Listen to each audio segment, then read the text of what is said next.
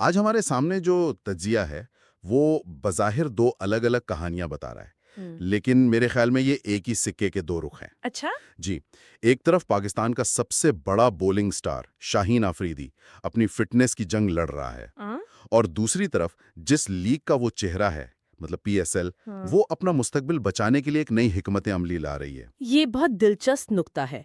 ख़ास तौर पे जब हम शाहीन की इंजरी को देखते हैं ना, हुँ, तो तज्ज़िये में जो बात सबसे अहम है, वो ये कि ये कोई एक मतलब अलग-थलग वाक़या नहीं है। ये एक पैटर्न है। बिल्कुल, ये एक पैटर्न है। हमने नसीम शाह के साथ देखा, हारिस रऊफ़ के साथ भी यही देखा कि जब हमारे फ़ास्ट बॉलर्स इंजरी से वापस आते हैं, तो उन्हें अपनी पुरानी फ़ॉर्म, वो रिदम वापस लाने में बहुत मुश्किल होती है। और ये बात 2022 के टी20 वर्ल्ड कप फाइनल में कितने तकलीफदेह तरीके से सामने आई थी। हुँ। वो लम्हा कौन भूल सकता है जब शाहीन सबसे अहम मोड़ पर मैदान से बाहर चले गए और और मैच हाथ से निकल गया। जी, तो ये सिर्फ एक खिलाड़ी की इंजरी नहीं है, ये पूरी टीम पर असर डालती है। बिल्कुल।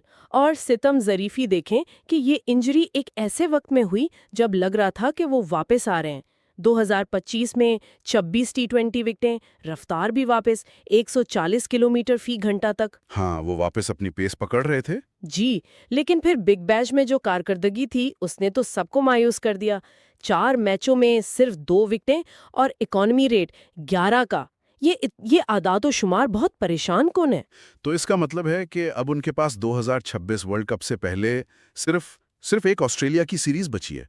ये तो वक्त के खिलाफ एक बहुत बड़ी दौड़ लग रही है ना। बहुत बड़ी। और यहीं से कहानी का दूसरा हिस्सा शुरू होता है।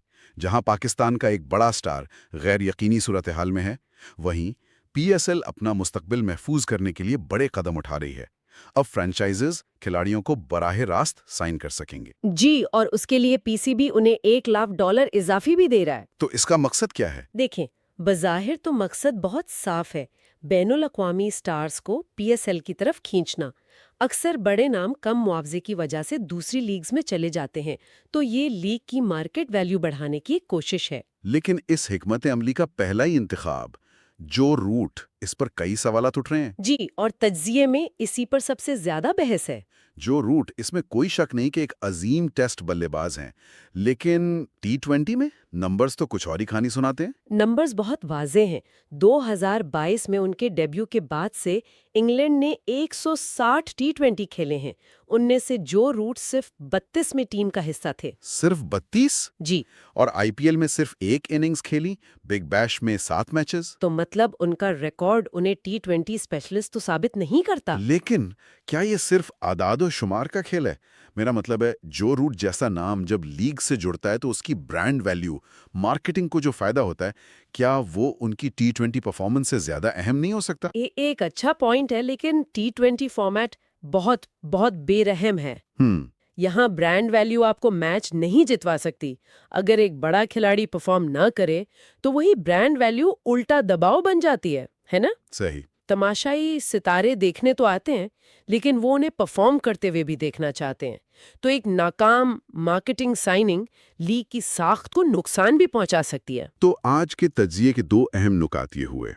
एक तरफ शाहीन आफरीदी की फिटनेस, जो पाकिस्तान क्रिकेट के लिए बहुत अहम है, और दूसरी तरफ पीएसएल की नई हिकमत अमली, जो बड़े नामों पर दांव लगा रही है। लेकिन शायद गलत नामों पर। बिल्कुल। और ये सब हमें एक बड़े सवाल की तरफ ले जाता है। क्या पीएसएल की कामयाबी का इन्हिसार वाकई बाहर से लाए गए बड़े नामों पर है, चाहे वो फॉर्मेट में फिट हों या ना हो?